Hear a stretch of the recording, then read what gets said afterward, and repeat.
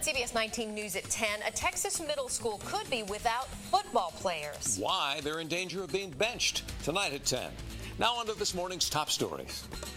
Good morning and thank you for joining us for this CBS 19 This Morning update. I'm Dana Huey. And I'm Clint Yates. New overnight, a late night fire damages a home in the Chapel Hill area in Smith County. It happened just after 10:30 near the intersection of FM 848 and Highway 64 East. First responders tell CBS 19 the fire started on the stove. One person was at home at the time. The homeowner tried to put the fire out a couple of times, but called the fire department when they couldn't stop it. The fire was contained to the kitchen area, but there was smoke damage throughout the house. It took several fire crews to put out that fire, including Chapel Hill, Jackson Heights, and White House.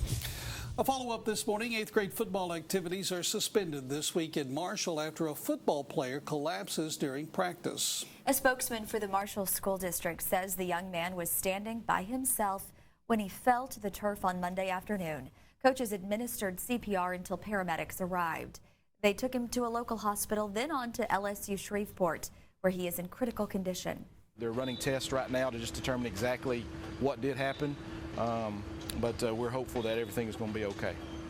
This is the first time in many years a student has collapsed during practice at a Marshall school. Counselors have been brought in to the junior high school to talk with students. A safety alert now, a move to prevent concussions on the football field. Bishop T.K. Gorman in Tyler is the first school in East Texas to use the new Guardian caps. The foam-filled cover absorbs 30% of the impact of a hit. The covers are only approved for practice right now.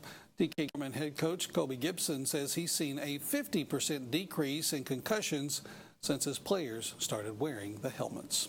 You know what? Anything we can do to protect our kids is a good idea. That's for sure. Guessing the guys playing football are pretty happy about this change in weather, too. Yeah, let's check in with Scott Fossey.